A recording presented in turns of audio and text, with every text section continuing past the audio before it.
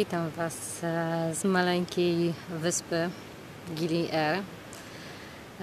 Usiadłam sobie obok takiego modlącego się gościa, żeby podkreślić, że wysepka, na której się znajduje, jest już wysepką muzułmańską. Należy do tej części Indonezji, która jest muzułmańska. Niestety z tych chyba 17 tysięcy wysp, które są w Indonezji, tylko jedno Bali nie jest muzułmańskie, cała reszta jest muzułmańska. Ale wracając na razie do głównego tematu, wysepka jest maleńka, ona ma chyba gdzieś 2 km średnicy, więc tak obejście jej dookoła to jest trochę więcej niż 5 km.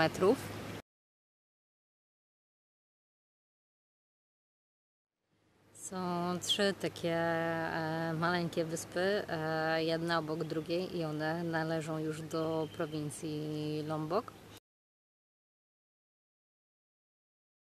Jest to Gili Air, na której się w tej chwili znajduje, Gili Meno i Gili Trawangan.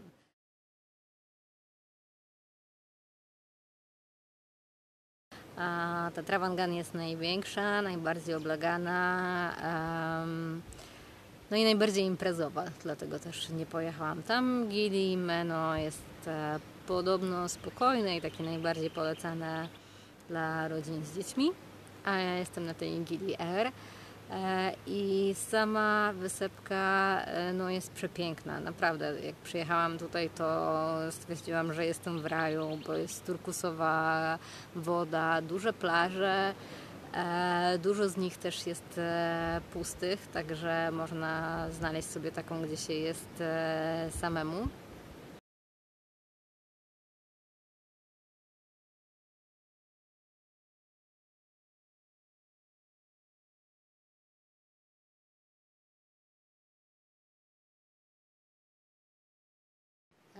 I przez to, że tutaj z jednej strony jest duża wyspa Lombok, a z drugiej strony są te dwie mniejsze, no to tutaj praktycznie nie ma fal. Jest dosyć płytko, dosyć daleko i można wejść sobie do wody, pływać z maską i oglądać rybki. No nie jest to może szczyt możliwości, tak jeśli ktoś na przykład był w Egipcie, no ale jest to fajne, że nie wymaga to żadnej inwestycji, można sobie po prostu wejść do wody i pływać. Nawet udało mi się zobaczyć żółwia morskiego, też tak odpływając sobie po prostu z brzegu, także to jest bardzo fajne. No to jest przykre to, że widać, że ta rafa kolorowa umiera, w związku z czym plaże pełne są połamanych szczątków korali, no i to jest trochę smutne.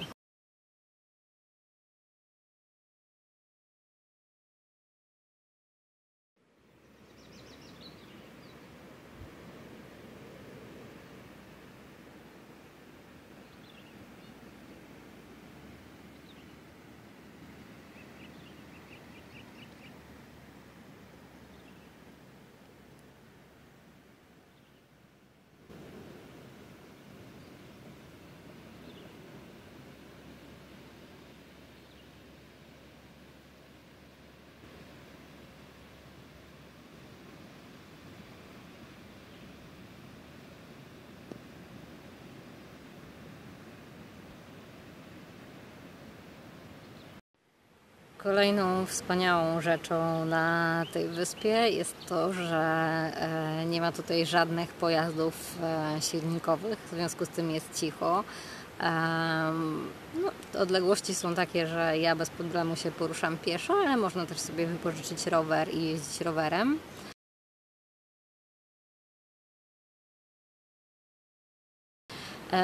No i są konie, to jest taki kontrowersyjny temat i tak się cały czas przyglądam, czy one na pewno dobrze są traktowane, czy nie są zbytnio wyzyskiwane, więc może to nie jest coś, z czego jestem zachwycona, aczkolwiek muszę przyznać, że czasami tak jak siedzę sobie w pokoju i tak słyszę stukot kopyt, to tak mam wrażenie, że jestem trochę w innym świecie, że się przeniosłam w czasie, więc To akurat jest całkiem ciekawe.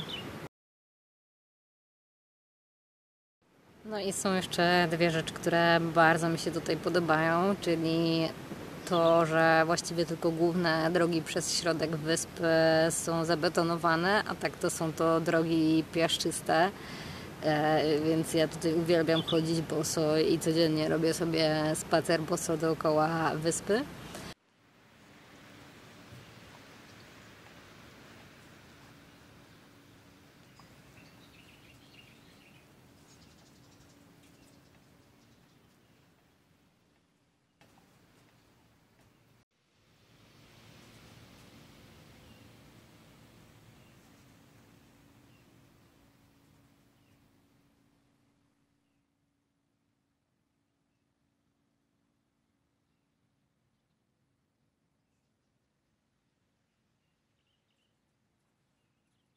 A drugą rzeczą jest to, że jest to wyspa kotów i co ciekawe nie widziałam tu chyba ani jednego psa, a za to jest pełno wolno żyjących kotów, ale one wcale nie są dzikie, bo one dają się głaskać, no i doskonale wiedzą, że jak zaczną miauczeć, to dostaną jedzenie od turystów, także są tak w dużym stopniu oswojone i ich jest już tu pełno. Praktycznie cała taka gromada, gdzie się nie pójdzie, to jest jakiś kot, który ma swój rewir.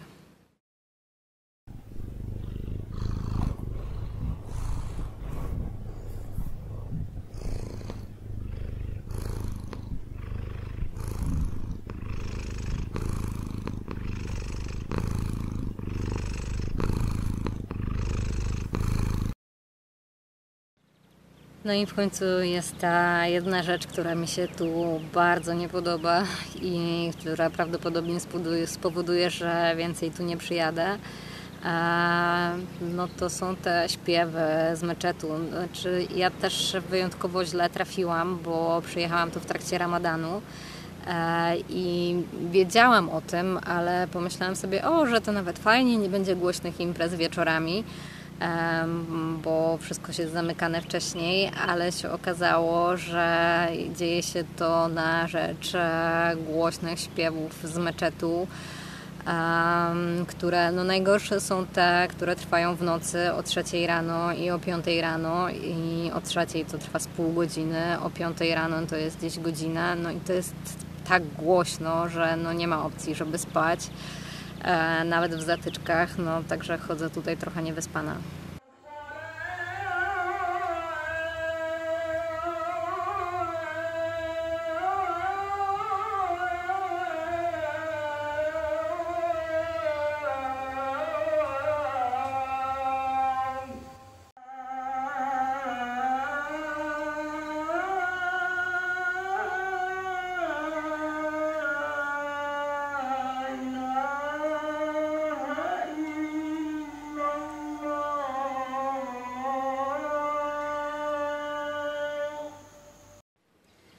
No i oprócz tego są jeszcze śpiewy o 12, 15, 18. Potem już się zaczyna regularne nawoływanie na mszę i ta msza trwa non-stop od godziny 20 do 22. No więc jest dużo hałasu, ciężko o spokojny wieczór dla siebie. I to, co jest najgorsze, to nawet, hałas też, ale też, że te śpiewy, niestety wcale nie są ładne. One w ogóle nie są harmonijne, zupełnie straszliwie fałszuje ten człowiek i strasznie krzyczy. I nie wiem, czy to jest specjalne, żeby wprowadzać ludzi w niepokój, czy po prostu tak się to tutaj trafiło, ale naprawdę muszę przyznać, że źle to na mnie psychicznie działa, gdy to słyszę.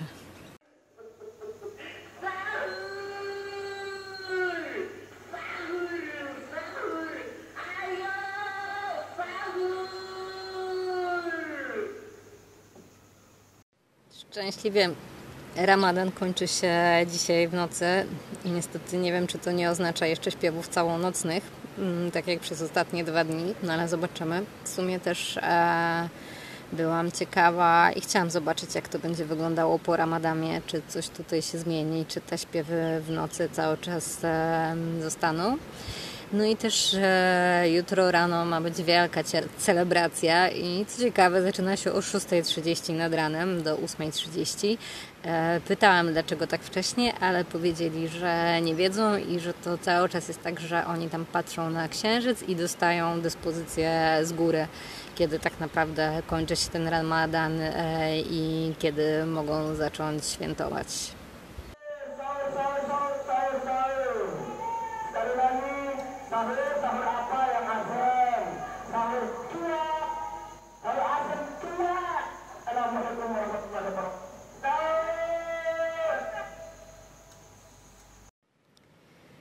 Także cały ten pobyt na tej wyspie potraktowałam jako wyzwanie dla siebie, czy dam radę to przetrwać, bo wielokrotnie się zastanawiałam nad tym, czy nie opuścić tej wyspy w trybie natychmiastowym. Ale tak jak wspomniałam wcześniej, w sumie chciałam zobaczyć, jaka będzie różnica po Ramadanie, żeby mieć jakiś punkt odniesienia. No bo jest duże prawdopodobieństwo, że już więcej tu nie wrócę. A więc chciałabym mieć pełen obraz. No i za 2 dni wracam na Bali i bardzo, bardzo się z tego cieszę, bo jednak dużo bardziej czuję to miejsce, czuję tą kulturę i tą religię. No tutaj poza tym hałasem, to samo to oglądanie kobiet zakrytych w tych chustach, jakoś tego nie czuję i nie sprawia mi to przyjemności. Może nie jest to jakaś wersja ekstremalna, bo nie mają pozakrywanych twarzy, ale jednak mają pozakrywane głowy, mają długie rękawy, i jest bardzo gorąco, więc jakoś nie sprzyja to na pewno dobremu samopoczuciu.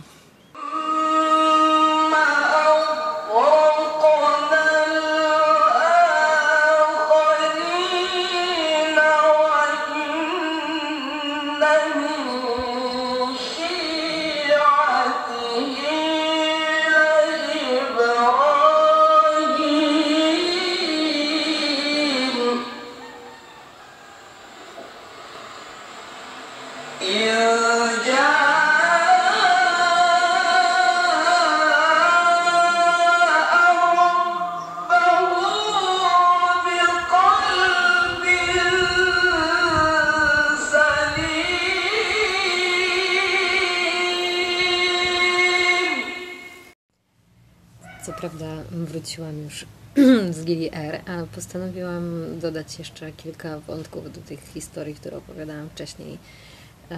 Czyli to, co jest ważne, że dlatego tak bardzo cierpiałam przez te śpiewy bądź wycia z meczetu, że niestety mój hotel, w którym przebywałam, był chyba 250 metrów od meczetu, więc dlatego to było tak bardzo głośno. Aczkolwiek jak chodziłam po tej wyspie, to nawet jak byłam na brzegu, to w wielu miejscach również było słychać, tylko oczywiście trochę mniej głośno. Ale podobno są miejsca na wyspie, gdzie jest cicho i wtedy jak ktoś tam jest, to pewnie ma dużo bardziej pozytywny odbiór tej wyspy niż ja miałam.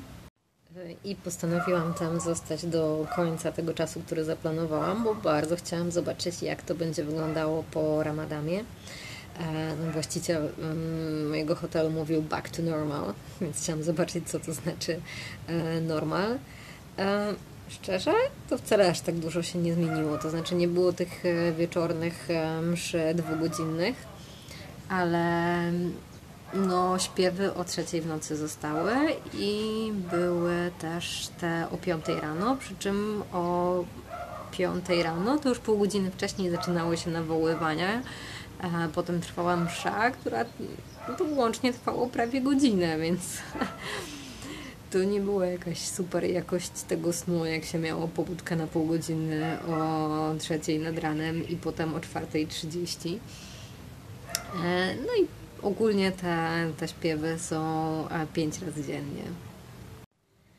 Dobrze, ale wracając jeszcze do tej wielkiej celebracji, która miała się wydarzyć po zakończeniu Ramadanu, co jest muzułmańskim Nowym Rokiem,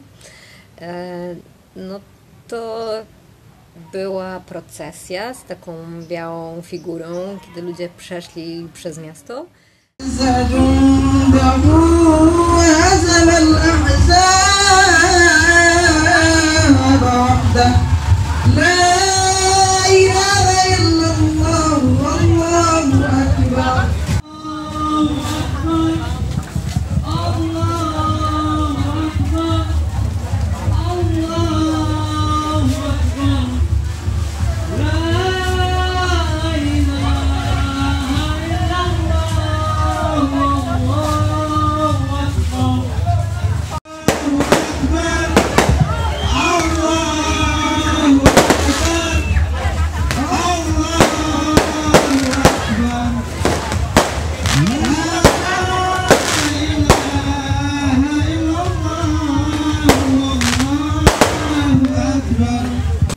zatrzymali się nad brzegiem.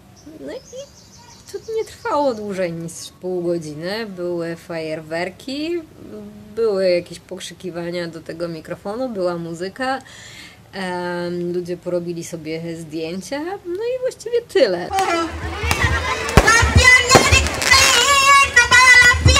Lampionnya dikembaliin buat tahun depan. Nggak ada buat beli lampion besok tahun depan. Kembaliin ya.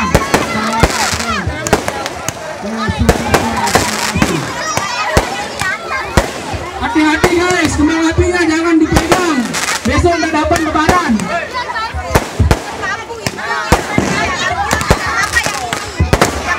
Adik-adikku tercinta, jangan di bawah kembang api itu. Besok kalian lebaran.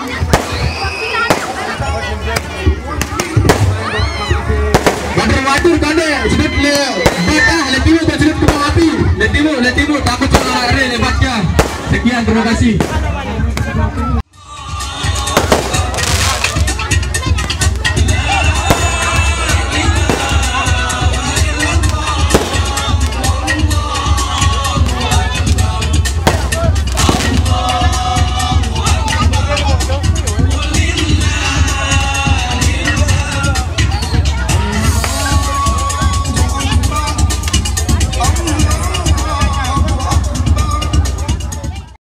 Takie, że nawet ta zabawa była taka rozczarowująca, bo po pierwsze, to nie były takie stroje, jak my znamy, tylko oni wszyscy byli ubrani na biało i czarno, także wszystkie te kobiety w tych takich szerokich, białych sukniach z zakrytymi włosami.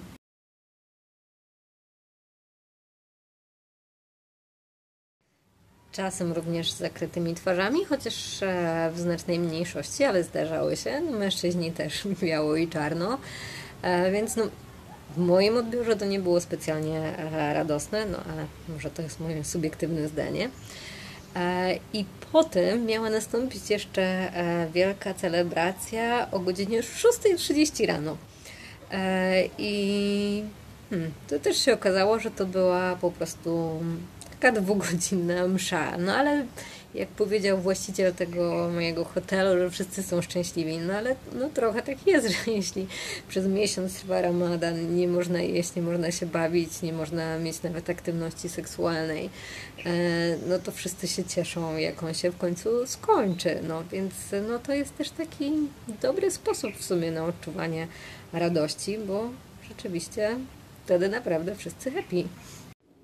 Muszę powiedzieć, że to było bardzo interesujące to doświadczenie, zobaczyć jak oni są szczerze pełni oddania swojej religii, bo rozmawiałam z właścicielem tego hotelu, w którym mieszkałam.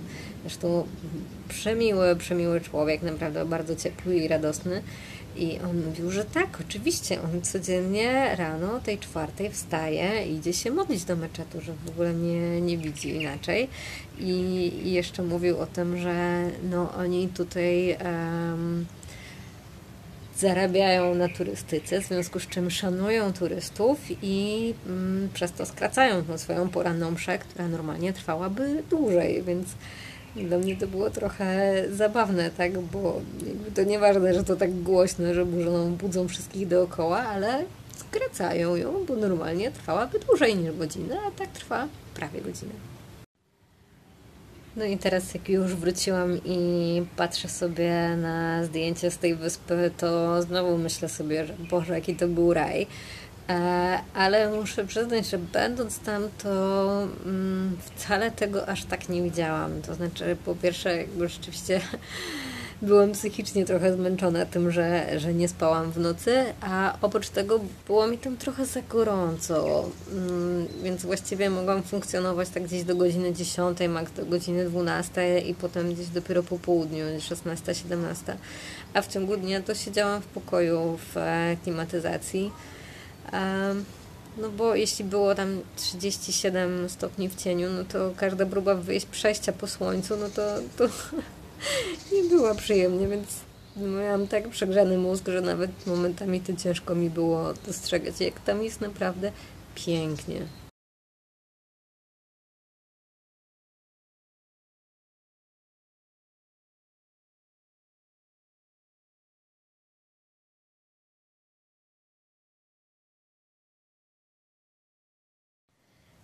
I jeszcze jedna rzecz, która mi się tam bardzo podobała, to akurat było bardzo dobre jedzenie. Miałam tuż pod hotelem taki lokalny warung, czyli taka lokalna, domowa bardziej restauracja, gdzie można było pójść i sobie wybrać, co się chce. I oni wtedy taką robili mieszankę ryż i tam te produkty, więc tam było dużo warzyw różnych, oczywiście tofu, tempeh.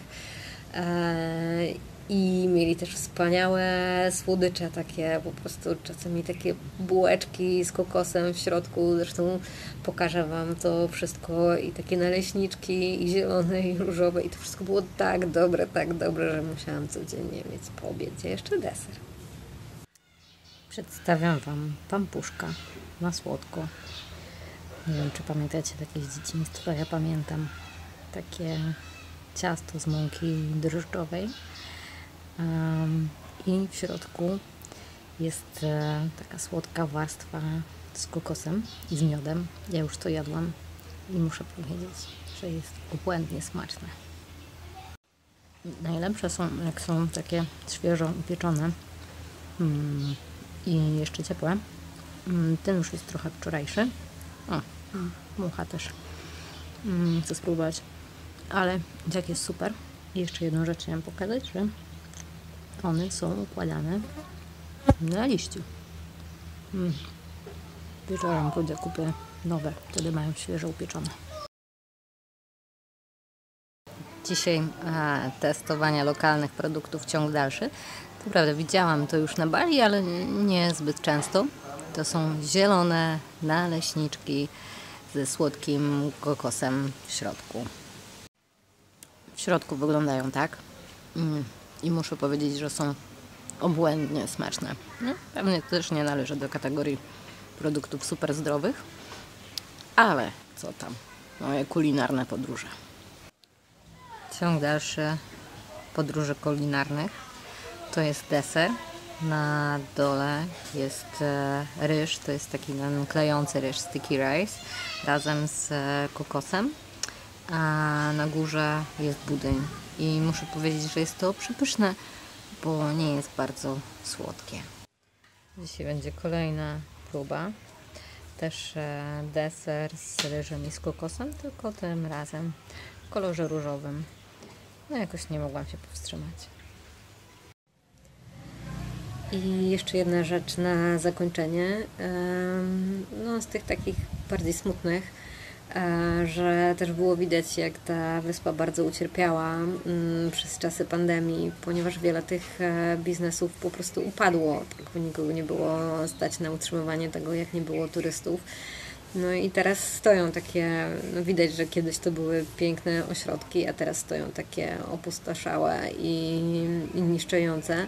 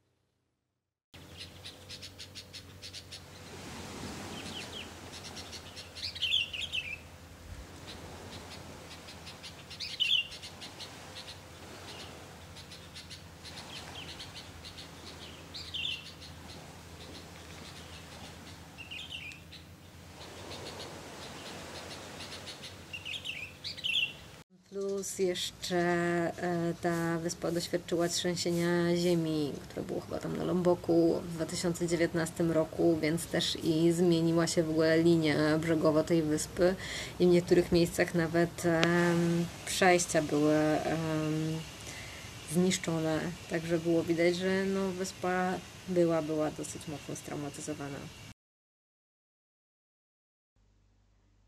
No i teraz możecie jeszcze zobaczyć, jak wygląda odpływ, kiedy woda odpłynie i łodzie zostają sobie na lądzie. A tu możecie usłyszeć, że śpiewy z meczetu docierają również na brzeg. Także mimo tego, że jestem już teraz głęboko tak naprawdę w morzu, to dalej to słychać.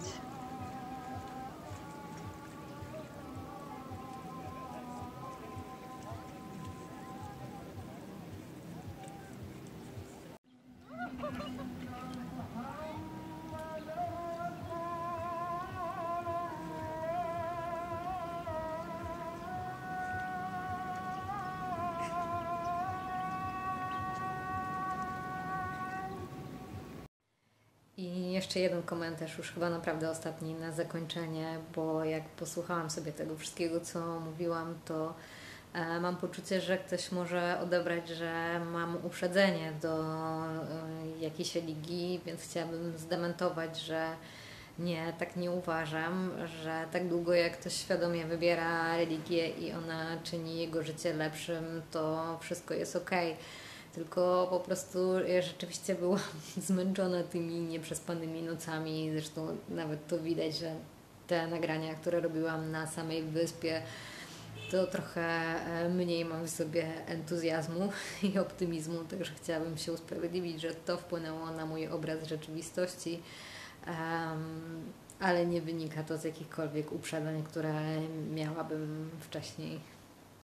I że specyfika tego doświadczenia też wynika z tego, że oni na tej wyspie nie trzymają limitów, które są nakładane na ilość decybeli, z jaką te modły mogą się odbywać, a oni tego nie pilnują, więc dlatego to było takie ekstremalne, ale to nie znaczy, że wszędzie musi to wyglądać tak samo.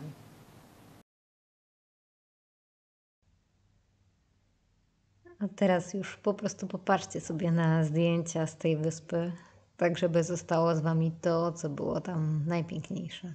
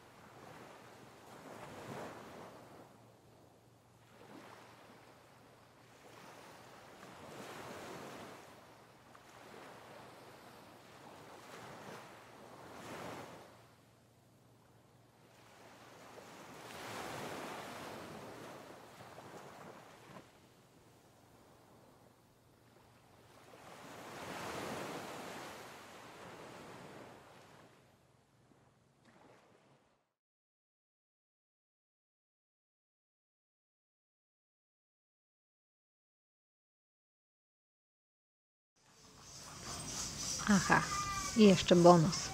Waran, który przyszedł sobie na spacer do naszego hotelu. Bez komentarzy.